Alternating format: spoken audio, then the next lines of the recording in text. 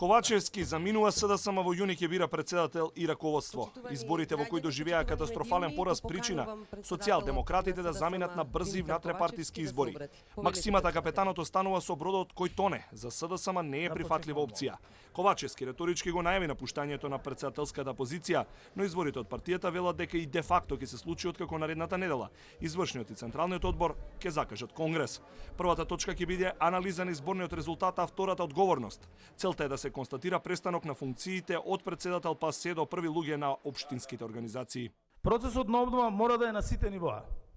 Затоа повикувам на нови внатрешни избори на сите партиски тела и на централно и на локално ниво, почнувајќи од председателот на партијата, раководството, па се до председателите на општинските организации и сите органи и тела на партијата.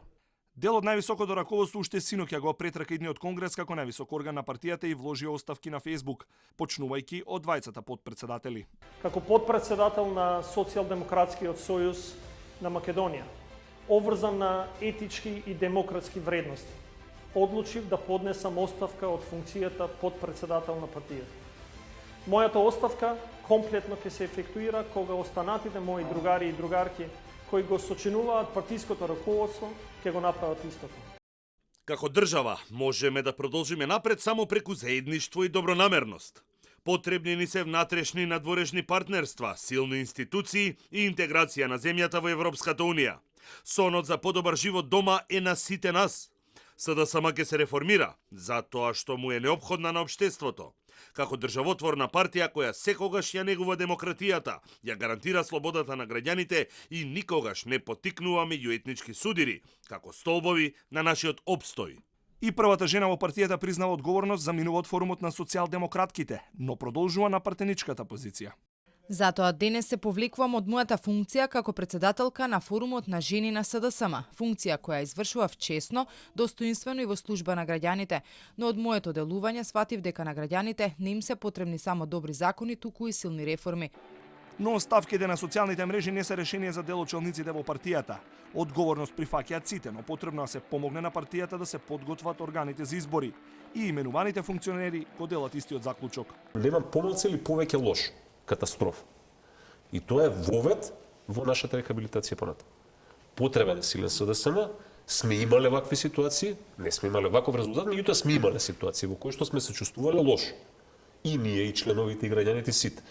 Сме го пребродувале тоа со самиот факт што сме признале дека и признанието треба да дојде од најповиканите во партијата. Ковачевски во говорот за крај ги погодил поентите, но задоцнил со тајмингот. Коментираат пак поранешните партиски функционери и актуелни подржувачи на политиките на СДСМ. Кажа се во говорот, јас се сложувам со тие назнаки, тоа што некој работи ги каже искрено сега, му го замерувам затоа што требаше да го каже многу веројатно порано. Бројките се недвосмислени и ние мораме да се соочиме со тоа дека работата не е таква каква што некои луѓе замислуваат дека е и дека треба да се почне од корен со еден ремонт, вака народски кажано, на целата машина, на целиот мотор.